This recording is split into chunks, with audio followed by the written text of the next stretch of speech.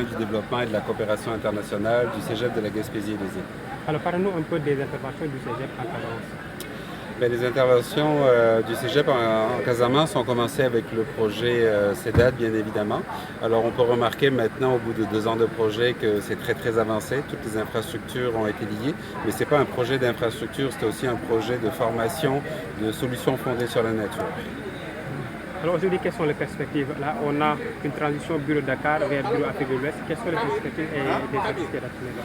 Mais c'est évident que c'est une première étape qu'on a passée en Casamance, comme on la passe souvent avec d'autres communautés à travers la sous-région.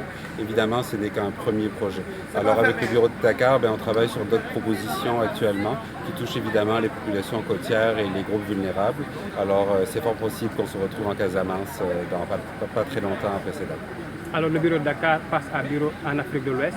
Quels sont aujourd'hui les projets à venir au-delà déjà des frontières du Sénégal? Mais oui, effectivement, on l'appelait bureau de Dakar parce qu'il est placé à Dakar, mais en fait, il couvre toute la sous-région. Actuellement, il y a des projets au Maroc, en Mauritanie, au Sénégal et en Gambie.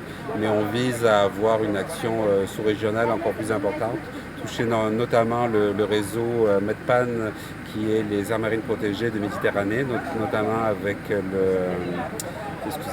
avec les pays du Maghreb et aussi tous les pays d'Afrique de l'Ouest qui sont notamment reliés au Rampaou et au Persia. Merci.